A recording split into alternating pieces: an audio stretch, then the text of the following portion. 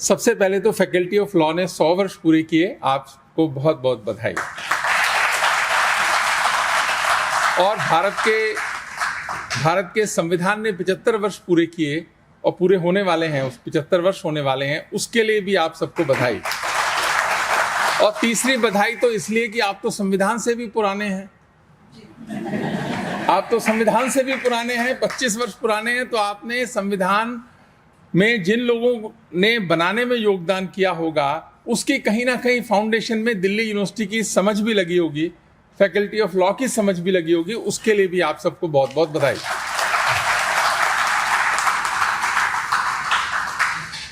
एक बात बहुत अच्छी अतुल भाई ने कही, स्वतंत्रता की बात। ये तो ठीक है कि 1947 में हम स्वाधीन हो गए, यानी 100 के अधीन हो गए, हमारा अपना शासन हो गया और ब्रिटिश शासन से हमको मुक्ति मिली।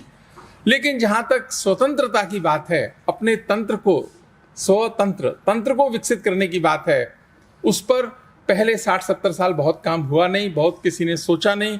शायद उस समय की आवश्यकताएं और प्रायोरिटीज कुछ अलग रही होंगी, लेकिन कम से कम हम विश्वविद्यालयों में ये सोच सकते हैं कि जब भारत विकसित राष्ट्र होगा 2047 तक, जो भारत के माननीय प्रधानमंत्री जी ने संकल्प लिया है, तब तक हम स्वतंत्र भी हो जाएंगे।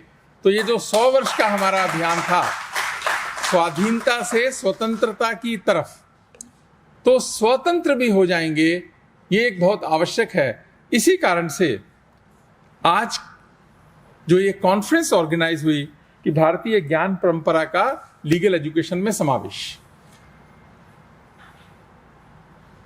ये बहुत ही महत्वपूर्ण बात है और आवश्यक इसलिए है। पहली तो बात यह, देखिए, लॉ फैकल्टी में बोलना बड़ी हिम्मत का काम है और बहुत समझदारी से बोलना चाहिए। उसका कारण है कि आप में से बहुत सारे लोग वकील हैं, बहुत सारे लोग वकील के बाद में जज हैं, और बहुत सारे लोग हैं जो वकील अभी बनेंगे।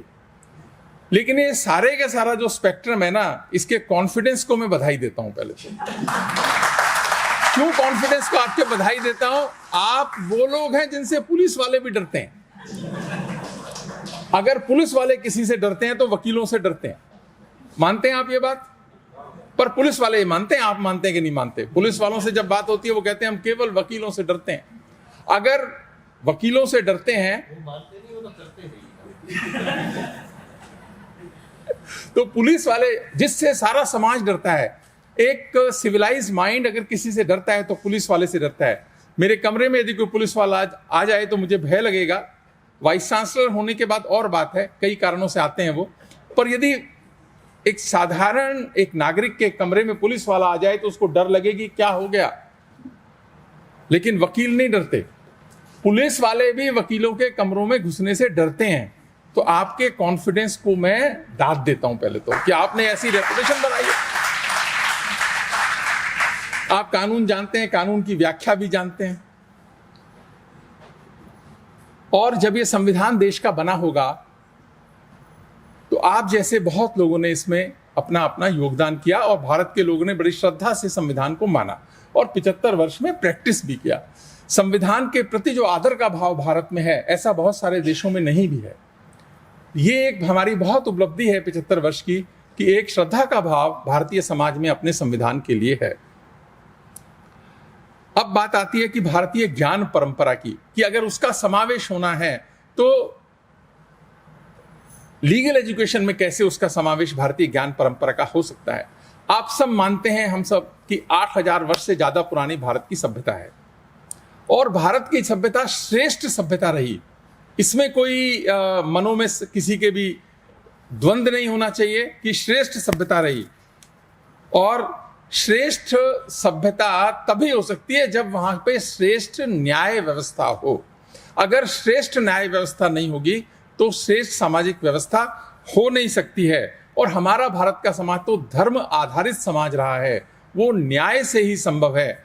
इस कारण से कुछ अच्छा और बहुत सारा अच्छा रहा होगा भारत के अंदर, उसमें से क्या क्या अब शिक्षा के अंदर लाया जा सकता है, ये एक बहुत बड़ा चैलेंज है। इस पर हमको विचार करना चाहिए, कैसे, कहां से क्या लाया जा सकता है, क्योंकि बहुत सारी चीजें प्रैक्टिस में रही होंगी उस समय।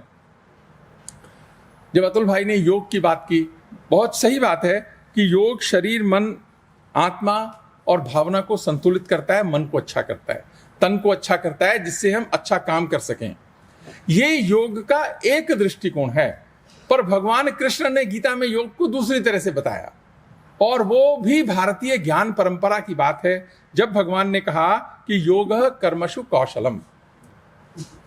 योगः कर्मसु कौशलम यानी कार्य में, कर्म में कुशलता ही योग्य है।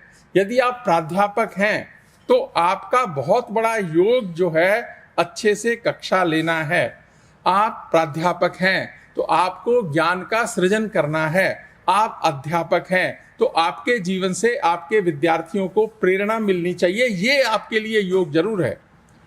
खाली रामदेव जी का आधे पौने घंटे, 1 घंटे का योग आप करेंगे, आप अच्छे तो हो सकते हैं, पर आपकी जो मूल, भगवान कृष्ण ने कहा है, देखो जी ये तो अच्छा ही कहा होगा, भगवान ने तो गलत नहीं कहा। तो इस कारण से यदि आप 1 घंटे सुबह योग करके आए, बहुत अच्छी बात है। और आने के बाद में जब क्लास का समय था, अब विद्यार्थियों के लिए कह रहा हूं, बच्चों आपके लिए भी कह रहा हूं, खाली टीचर्स के लिए नहीं कह रहा, आप भी बहुत सारा योग करके सुबह आए। जब क्लास लगनी थी, आप और प्राध्यापक दोनों कैंटीन में समोसे खा रहे थे। ऐसा बहुत बार देखा जाता है। तो ये जो है, ये योग की नेसेसरी कंडीशन तो सेटिस्फाई आपने कर ली सुबह, पर सफिशिएंट कंडीशन सेटिस्फाई नहीं की। याद रखना, भगवान कृष्ण ने कही है, तो गलत तो ये हो ही नहीं सकती कि अपने कार्य को सही से काम करना ही योग है। ये भारतीय ज्ञान परंपरा की एक झलक दिखला रहा हूं कि किस तरीके से आज से 5000 वर्ष पूर्व यदि भगवान ऐसा कह सकते हैं, तो कितनी श्रेष्ठ ज्ञान परंपरा भारत की रही है और भारत ने उसको प्रैक्टिस किया है। दूसरी बात, 2-3 बातें।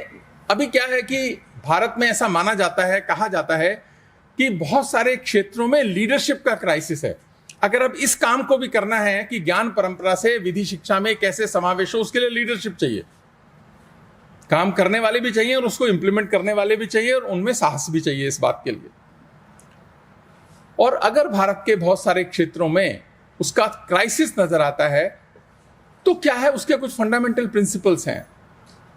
एक और संस्कृत से बात है कि हम जैसे एडमिनिस्ट्रेशन में रहते हैं तो हम भी सोचते हैं कि यही हमारा सिद्धांत होना चाहिए और सबका होना चाहिए कि कर्मण्येवाधिकारस्ते मा फलेषु कदाचन मां कर्म फल हेतु भूर्माते संगो सत्व कर्मणि। यानी भारत के धर्म में, भारत की ज्ञान परंपरा में कर्म को प्राथमिकता दी गई है।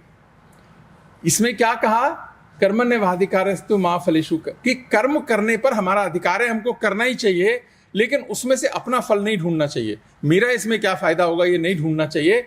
और अगर उसके अलग हटकर आप जब कर्म करते हैं तो वो योग भी कहलाता है और वो सही तरीके से एडमिनिस्ट्रेशन को चलाने में भी सहायक होता है।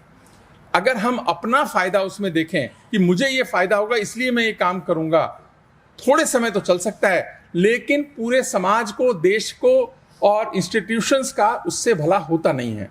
ये दूसरी ज्ञान परंपरा की में बात है जो कि एक हमको इस पे सोचना चाहिए। तीसरी बात,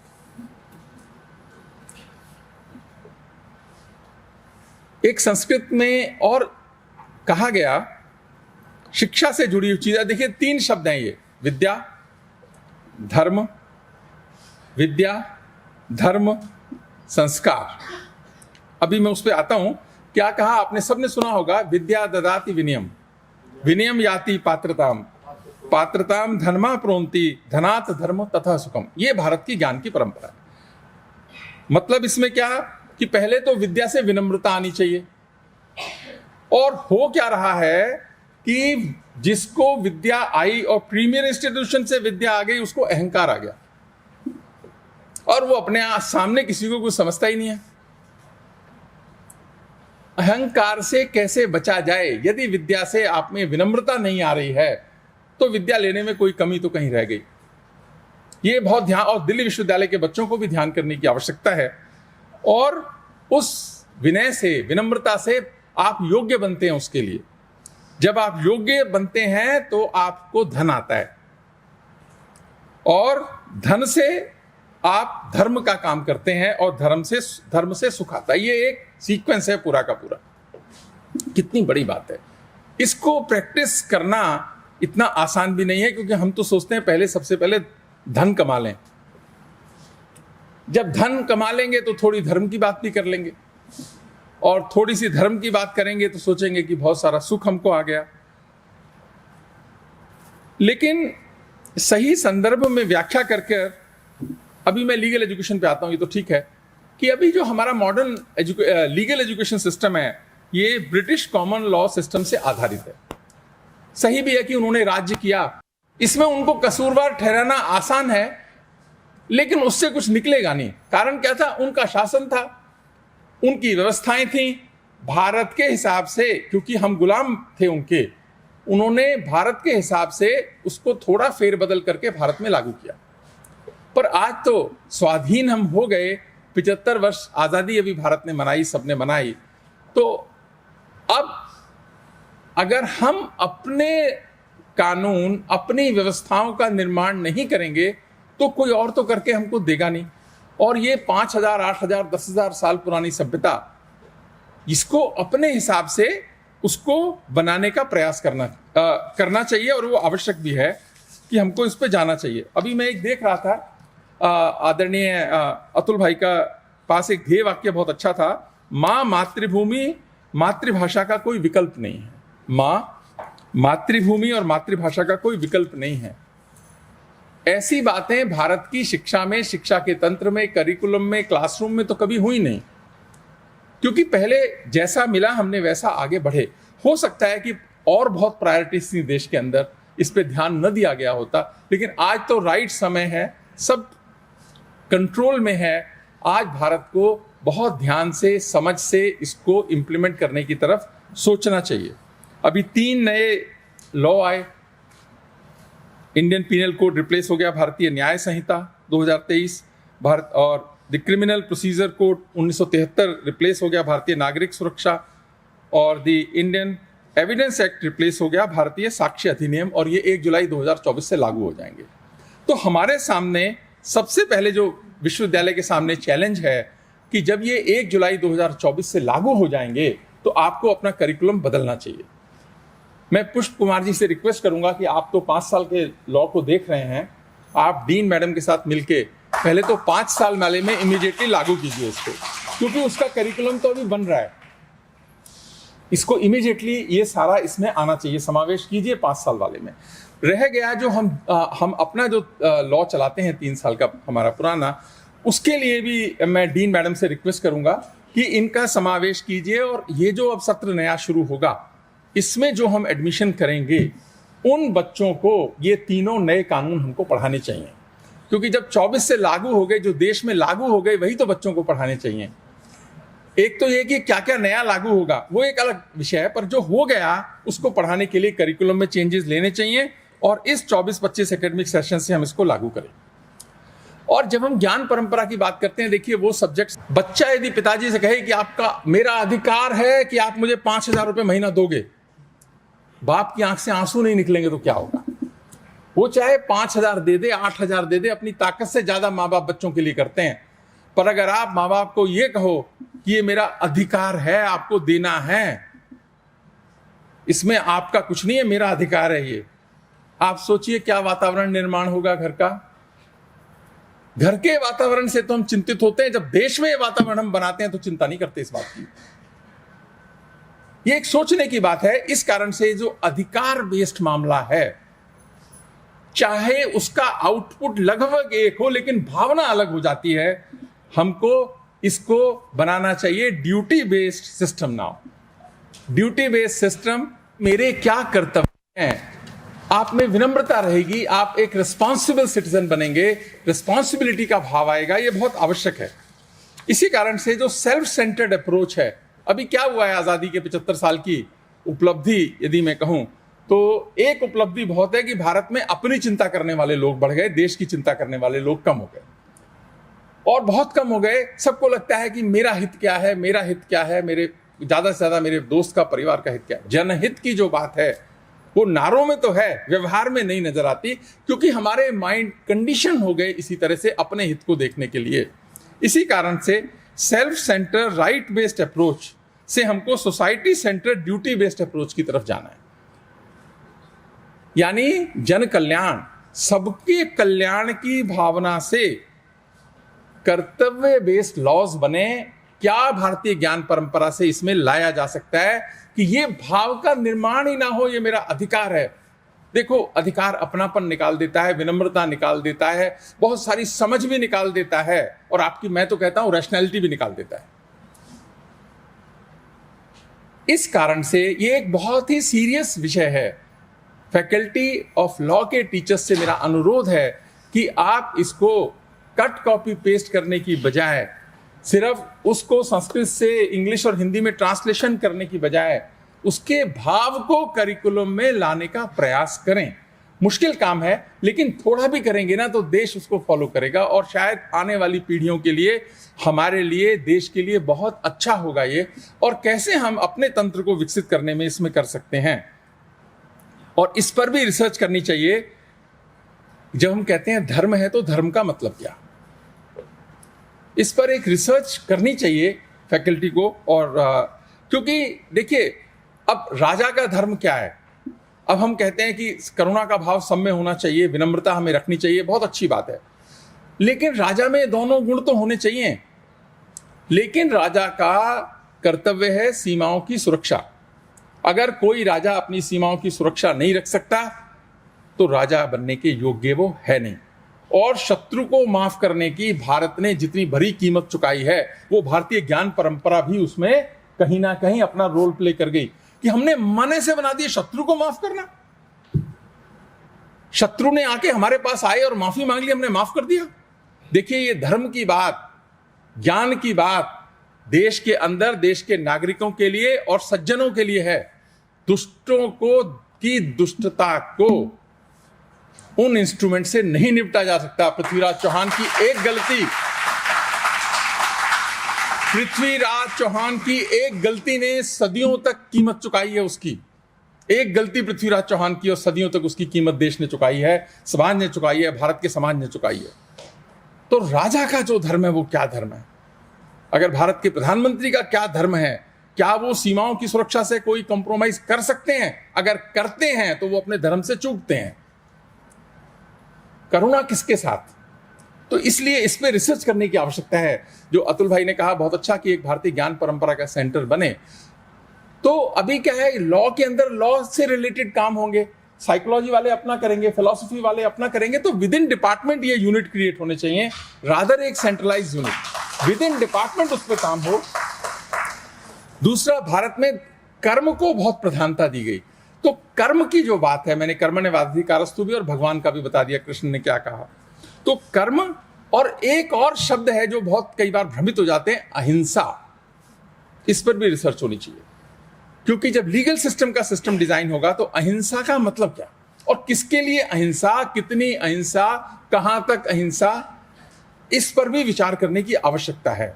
अहिंसा परमो धर्म, अच्छी बात है, अच्छी बात है अहिंसा परमो धर्म, पर सबके लिए अच्छी हो ये सोचने वाली बात है। इस पर भी मतलब ठीक से रिसर्च होगा, साइंटिफिक कॉन्सेप्ट पेपर इस पे बनेंगे, तो शायद हम अपने तंत्र को जब विकसित करेंगे तो उसको प्रॉपरली प्लेस कर पाएंगे। इसी कारण से, लेकिन भारत की सभ्यता देखिए, इंसानियत की सभ्यता है, मानवता की सभ्यता है, वसुधैव कुटुंबकम की सभ्यता है, सर्वे भवन्तु सुखिनः सर्वे सन्तु निरामय की सभ्यता है। आप शांति मंत्री देखिए कितना अच्छा है। तो सबका भला सोचने वाली भारत की सभ्यता है, पर अपना बचाव करना भी भारत की सभ्यता है। 800 साल की गुलामी हमने ही झेली है। यही सब ज्ञान परंपरा तब भी थी, तब अपने परम वैभव पे थी, जब से हमने परातन शुरू हुआ हमारा। याद रखना इसको, इसमें करेक्शन भी चाहिए। 100% इसको ऐसे ही इंप्लीमेंट नहीं करना है, क्योंकि भारत अब दोबारा गुलामी नहीं लेगा। ये भारत का मन और मानस बनना चाहिए। किसी भी कॉस्ट पे नहीं लेगा, किसी भी कॉस्ट पे नहीं लेगा। पृथ्वीराज चौहान से श्रेष्ठ राजा नहीं हुआ, वन ऑफ द श्रेष्ठ राजा, और उसकी एक गलती ने लोग हिस्टोरियन बहस करते हैं कि 17 बार नहीं हराया था जी, एक ही बार हराया था या 2 बार हराया था। उस बहस में जाने का कोई फायदा नहीं है, लेकिन एक बार भी हराया था माफ नहीं किया जाता है। तो इसी कारण से ये जो परंपरा हमारी है, श्रेष्ठ परंपरा है। श्रेष्ठ और सज्जन व्यक्ति भी बहुत गलती कई बार कर जाते हैं अपनी, वो सोच ही नहीं पाते कि दुश्मन कैसा हो सकता है। इसी कारण से ये धर्म डिफाइन करना बहुत आवश्यक है। सबके लिए एक धर्म नहीं हो सकता। इसका उदाहरण है। और धर्म आधारित समाज में याद रखिएगा, लास्ट बात कह रहा हूं, धर्म आधारित समाज में अधर्म ना हो ये नहीं हो सकता। इसीलिए न्याय की व्यवस्था चाहिए, श्रेष्ठ न्याय की व्यवस्था चाहिए कि धर्म आधारित समाज में अधर्म होगा ही। भगवान राम का जीवन देखिए ना, वो तो हमारे भगवान थे, उनको कितना परेशान होना पड़ा। भगवान कृष्ण का देखिए, बचपन से लेके तब तक पूरी अधर्म की व्यवस्था चली उनके साथ साथ, भगवान के साथ साथ। अगर भगवान ही नहीं बचे, उस सब धर्म, भारतीय ज्ञान परंपरा और धार्मिक उसमें भगवान ही नहीं बचे, उनको पूरा संघर्ष करना पड़ा। तो इसलिए न्याय की कठोर व्यवस्था की आवश्यकता है ही, कितना भी धर्म बेस्ड समाज आप बना लें। सतयुग में नहीं बचे तो कलयुग में कैसे बचेंगे? इसलिए दुष्ट तो होंगे ही, खराब व्यक्ति होंगे ही, उनका अपना आचरण है। इसी कारण से एक अच्छी श्रेष्ठ न्याय की व्यवस्था चले, सज्जन को कष्ट ना हो, दुर्जन न बचे, ऐसी व्यवस्था करे। तो इसी कारण से अधर्म कैसे कम हो जाए, ये शिक्षा में समावेश हो, ताकि न्याय व्यवस्था मजबूत रहे। इसलिए न्याय के साथ भी कॉम्प्रोमाइज नहीं हो सकता, उसको बहुत लचीला नहीं बनाया जा सकता। अगर वो बनेगा बहुत नुकसान होगा। याद करना, भगवान राम का जीवन और भगवान कृष्ण का जीवन, दोनों जीवन पूरे जिंदगी संघर्ष निकल गई भारत में। और भगवान ने तो कहा ना, यदा यदा ही धर्मस्य ग्लानिर्भवति भारत अभ्युत्थानम अधर्मस्य तदात्मानं सृजाम्यहम् परित्राणाय साधूनां विनाशाय च दुष्कृताम धर्म संस्थापनार्थाय संभवामि युगे युगे। वो कह रहे हैं हर युग में आऊंगा। अब हर युग में उनकी आवश्यकता पड़ेगी क्या? और कलयुग में तो ज्यादा पड़ेगी उनकी आवश्यकता।